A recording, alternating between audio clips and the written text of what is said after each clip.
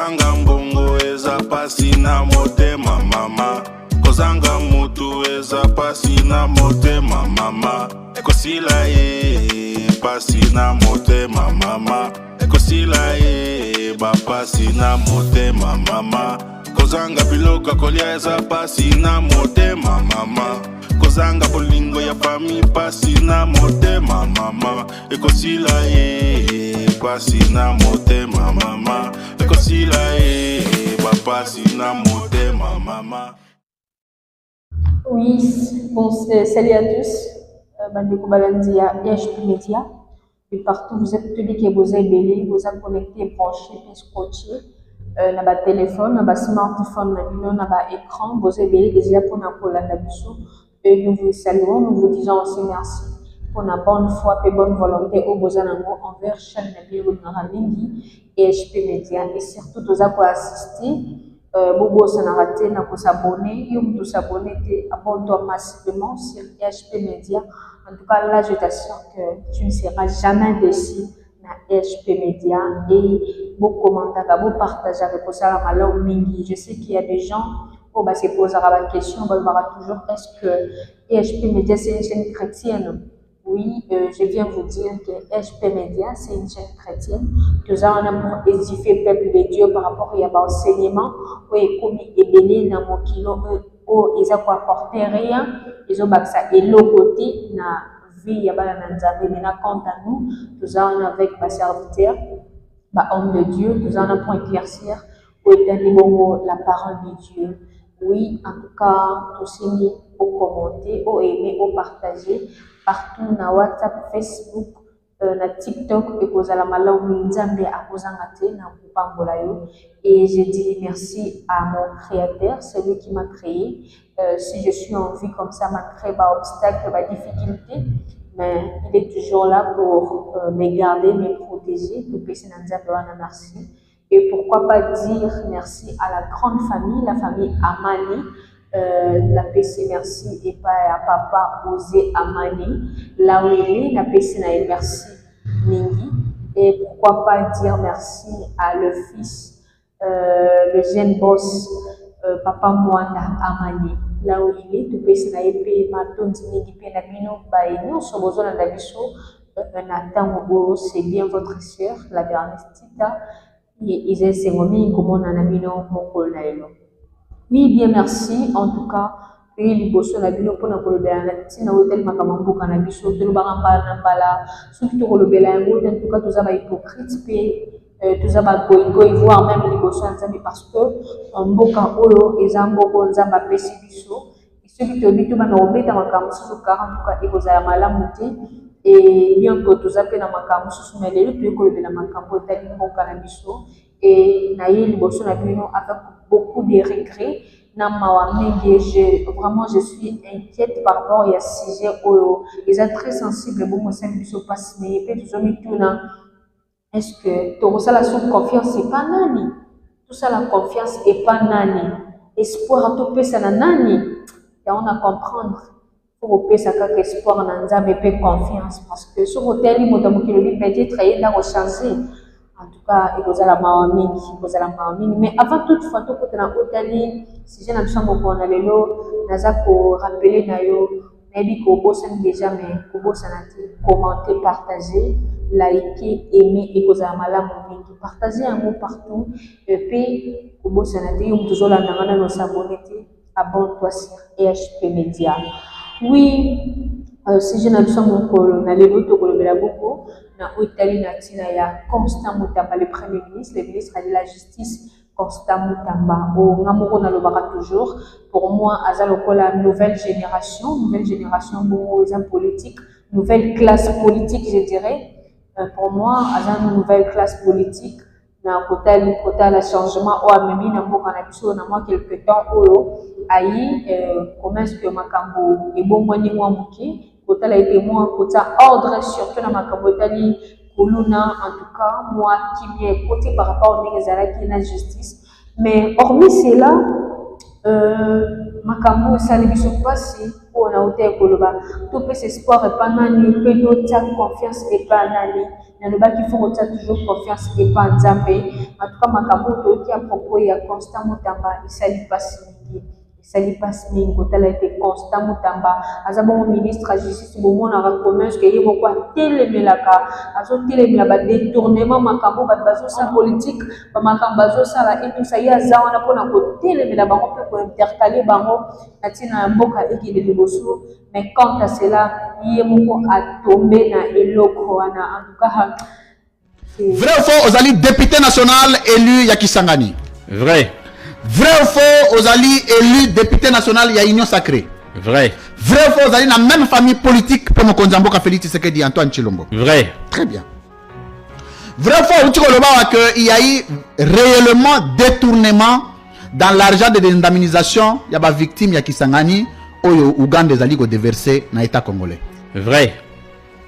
Vrai ou faux, utiko lobawa que par trimestre Uganda efutaka 65 millions de dollars et le total ya montant nyonso ba futi en 3 temps c'est sali 195 millions de dollars. Vrai. Vrai ou faux, utiko lobawa que na mbongo wana eyaka soki ye 65 millions de dollars Constant Mutamba yemoko ablokaka atinaka 48 millions le reste Azo Kangango. Vrai. Vrai ou faux, Nambongo nyonso Constant Mutamba détourné pour na compte ya mbongo yo batindaka na Uganda pour na ko indemniser ba victime ya Kisangani pe environ ezali au total 51 millions de dollars et non 19 millions. 51 millions de dollars, oui. Très bien. Vrai ou faux, utiko lobawa que structure wana ya Fivao oyo ezalaki chargé ya ko indemniser ba congolais oyo ya victime ya batrocité wana ya Uganda ezokenda okufa parce que faute interférence exagérée ya Constant Mutamba. Vrai. Vrai ou faux, outi ko déposer question orale avec débat pour Constant Mutamba aya ko s'expliquer na makambo yo. Vrai. Vrai ou faux, outi ko lobawa que les montants ya 19 millions eza d'ailleurs mouké.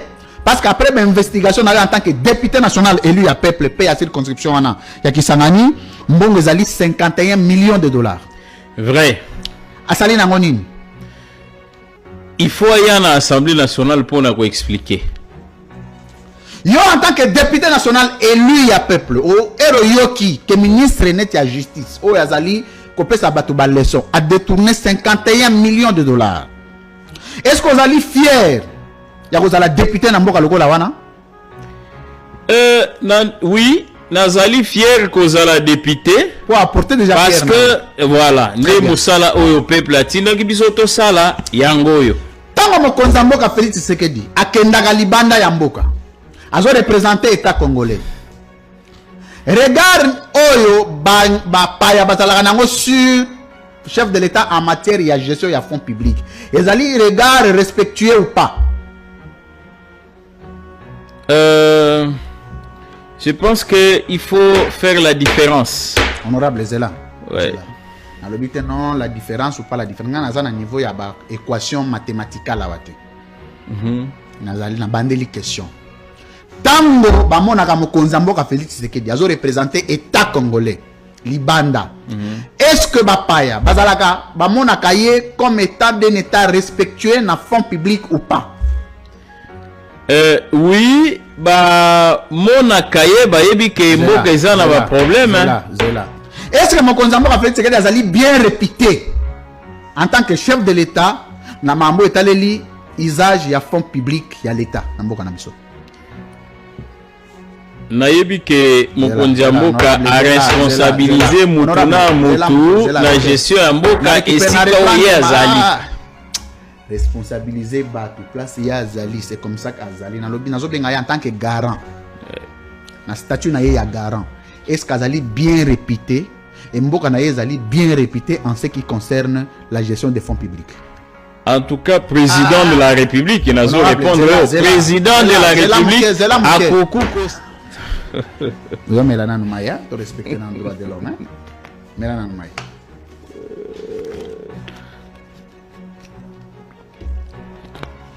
Ouais. Est-ce que l'État congolais est bien réputé en ce qui concerne usage à fonds publics à l'État. Pour la réputation. Honorable, il faut expliquer aussi sur la réputation des années. Monsieur Sili.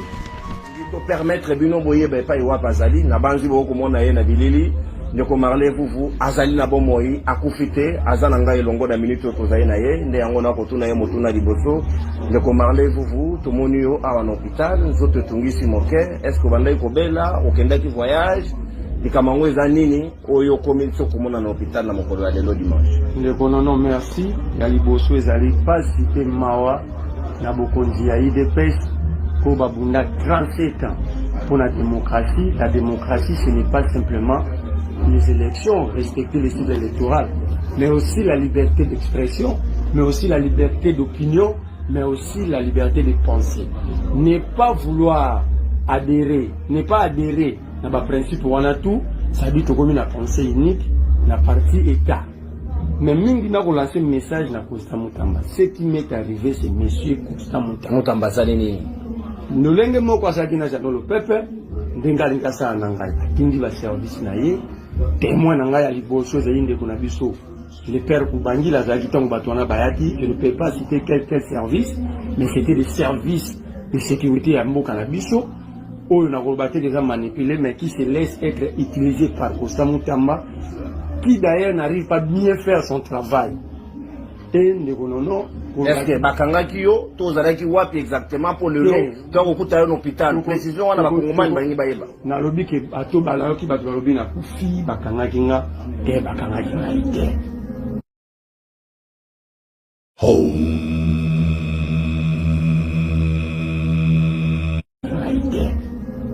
nazalaki na clandestinité mais bisika ya pasi ndomoni bebisinga malgré na clandestinité mais ba service ya Mutamba parce que na obenga yango le bongo et kolanda ngai partout ko kende tipa ya ba parents na ngai maman na ngai le doit couper l'attention bato wana bakendaki ti ko menacer maman na ngai ko menacer moi si na ngai ko menacer mwana na ngai na 8 ans et ba service wana est dérangé bato nyonso et lelo ba condition na zaki na yango de sali que na za na été malamu te et je suggère pas je confirme que en d'autres termes la tentative de vouloir m'éliminer physiquement. Parce que aucun individu, président de la République soit-il, ne peut se substituer dans le service à sécurité, dans la justice. D'abord, je vais ici m'adresser à Mutamba. Aïba Kazan, ministre de la Justice, mais il n'est pas la justice. Il est ministre de la Justice, d'ailleurs, fonction qu'il assigne très mal. Liboso, pour ce n'est pas la première fois. Moi, je ne critique pas la personne de Mutamba. Mais pas iwapi ni nango zo pousser yo pour nous tirer la conclusion que za Mutamba ndazo lo ba service na ngai. Est-ce que on sali enquête est-ce comment on doit aboutir que ça je l'ai dit sans peur d'être contredit. Mes services, je suis quand même à la tête d'une structure qui est un peu organisée. Mes services sont entrés dans le contact à l'intérieur comme à l'extérieur. Et la conclusion, c'est Mutamba qui avait demandé à ce que le service est joignable. Je veux dire à Mutamba, lorsque nous luttions avec les Ligue Malembe, tous les gens du mouvement citoyen, Mutamba était encore étudiant. Il n'a jamais lutté dans sa vie, il ne connaît pas la lutte. Mutamba n'a aucune capacité de me faire reculer. Parce que ce que nous avons subi dans le passé, pour que Félix soit président, pour les élections, Mutamba ne l'a jamais subi. Parce qu'à l'époque, Mutamba d'ailleurs nous avait trahi. À la brader, dédoubler la lucha. Il n'a jamais été vrai. L'unique personne. En l'occurrence, l'ancien ministre de Finances, on a évoqué la semaine dernière, qui est revenu encore sur cette mode de gestion de la République en ce qui concerne les finances. Madame, c'est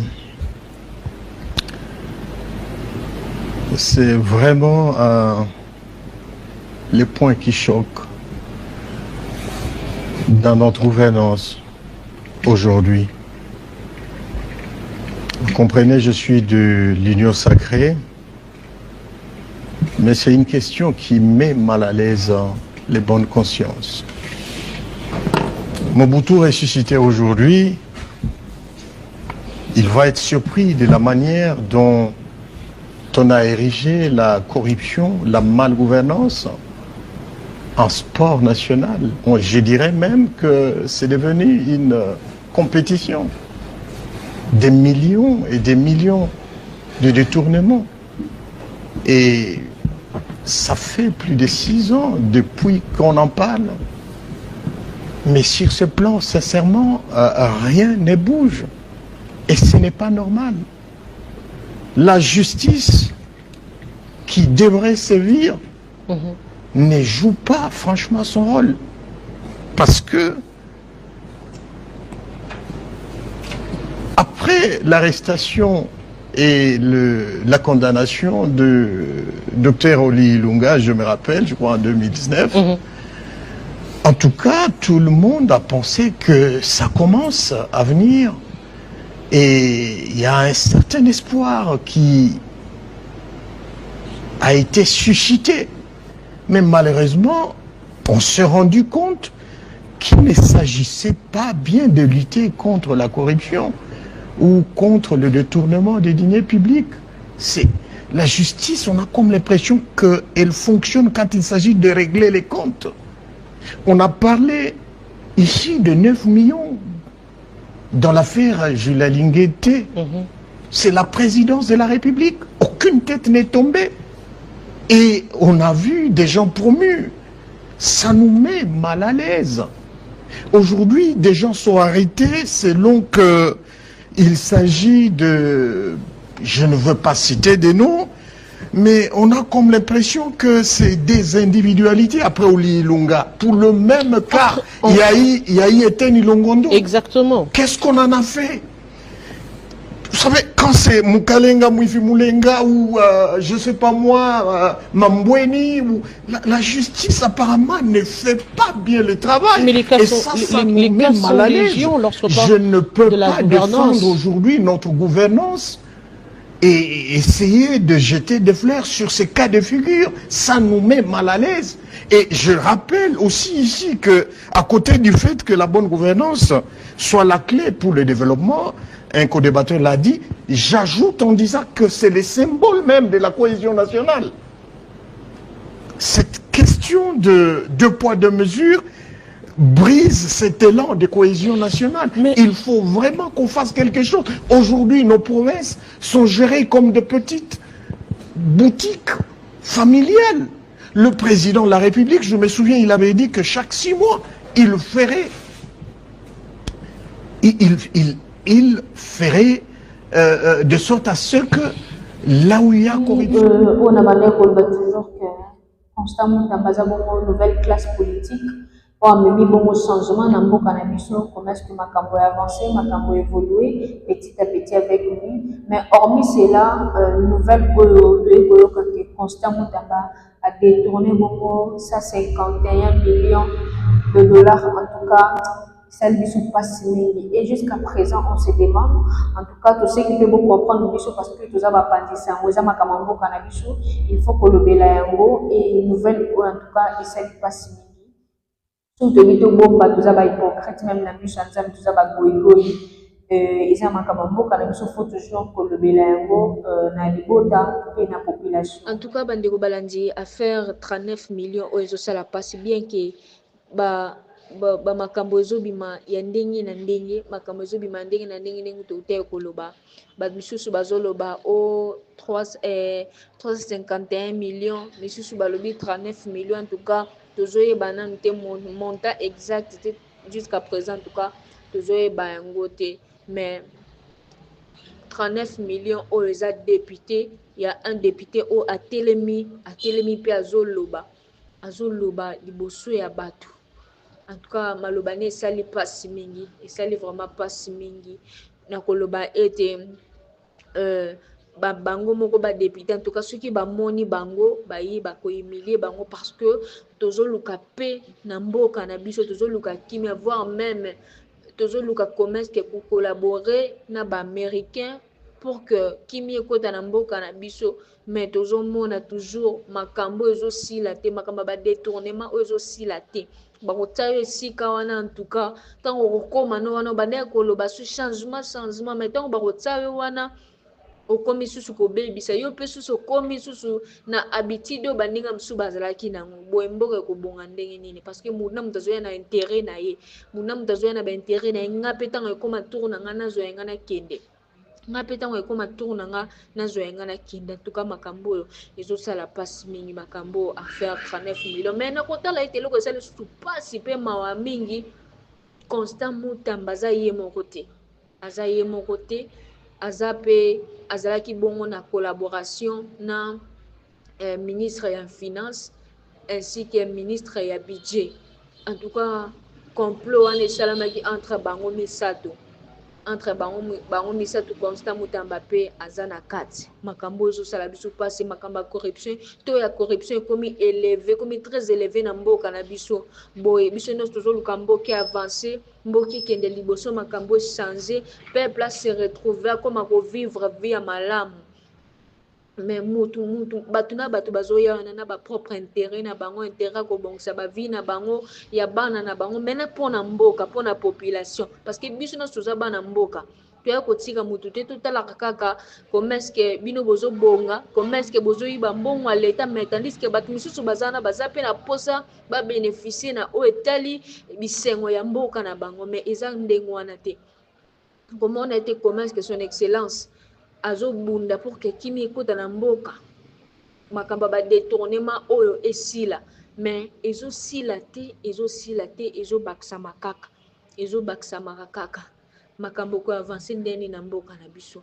makambo ko avancer ndenge nini mutu na mutu aza na baintérêt na ye mutu na mutu azoya aza na makambo na ye na mutu mais ntango babandeki koya bavote basala boye na so nakomi esika wana intel azalaki esika wana kokritike mais ntango yo mpe bakotia yo esika wana yo moko susu komi na yo kozonga na babuso bana en tout cas makambo ezosala biso mpasi mingi affaire 39 millions oyo ezosala biso mpasi ebele mbongo ya ndenge wana biso moko tomoni komeske na Goma kuna komeske bandeko na biso bazosouffrir komeske bandeko bazoniokwama vie ya malamu te mbongo wana ekokai kobakisa mpe implice mais mbongo wana ezokende nango na baintérêt ya bato misusu ezokende na baintérêt ya bato misusu ya bango moko ya bana na bango et sans même rendre compte ya population makambo en tout cas ezosala biso mpasi mingi yango tozosenga toujours mpe na leta ameka kotia miso na oyo etali bamakambo ya boye surtout son excellence ameka mpe kotia miso na oyo etali bamakambo ya boye pour que mutu na mutu azwa leson ayebaka embongo ya mboka eza ya mboka pour que mutu nyonso ayeba na kobénéficie na oyo etali bisengo ya mboka na biso makambo oyo ezosala mpasi mingi tomonaki bongo Constant Mutamba ntuka ndenge tobandeki koloba au début aza bongo nouvelle classe politique tomona comment est-ce que na bainitiative na ye baidée na yo abandeki koapporte yango en tout cas ezalaki malamu mingi mpe bandeki kosepelisa bato ebele mais eza susu bongo te bino mo bomoni comment est-ce que bamakambo ezosalema oyo mpe tolobaki eske eza vrai parce que mutu na mutu azoya na dossier na ye mutu na mutu azoya na bamakambo na ye mosusu aloba 351 millions mutu mosusu aloba 39 millions en tout cas bamakambo oyo tozoyeba te vraiment si réellement c'est vrai mais soki eza bongo en tout cas eza mpasi mpe mawa mingi na mboka na biso